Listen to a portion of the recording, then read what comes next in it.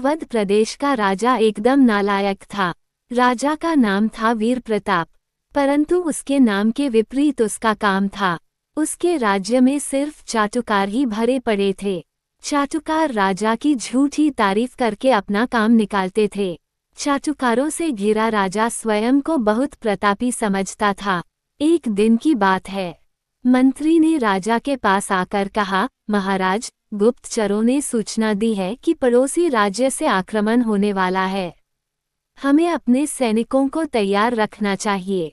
अरे महाराज, वीर प्रताप तो अपनी प्रशंसा सुनकर फूले हुए थे।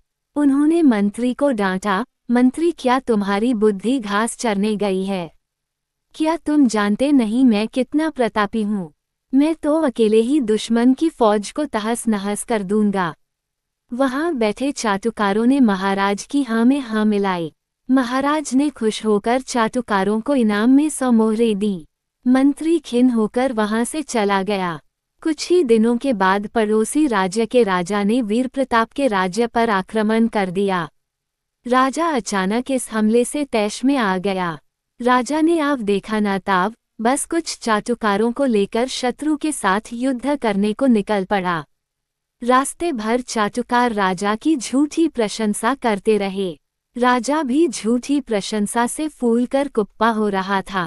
कुछ ही देर के बाद राजा युद्ध भूमि में जा पहुंचा। युद्ध भूमि में पहुंचते ही चाटुकार पीछे हट गए। राजा अकेले ही दुश्मनों से जा भिड़ा। शक्तिहीन राजा को दुश्मनों ने तुरंत बंदी बना लिया। बंदी बनते ही राजा को अपनी ताकत का एहसास हुआ। डर के मारे वह थर थर कांपने लगा। दुश्मन राजा के ऊपर तरह तरह के अत्याचार करने लगे।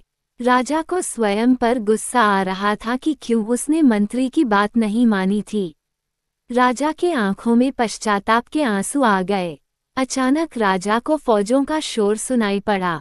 उसने देखा कि मंत्री ने अपनी फौज के साथ दुश्मनों के ऊपर आक्रमण कर दिया है। दुश्मन एक एक करके मरने लगे हैं। राजा को ये देखकर जोश आ गया। राजा भी किसी तरह से अपने बंधन तोड़कर मंत्री के पास जा पहुंचा। राजा को सही सलामत देखते ही मंत्री और राजा के सैनिकों में नया उत्साह भर गया। वे दुगने जोश से दुश्मनों पर हमला करने लगे। जल्दी ही दुश्मनों का सफाया हो गया।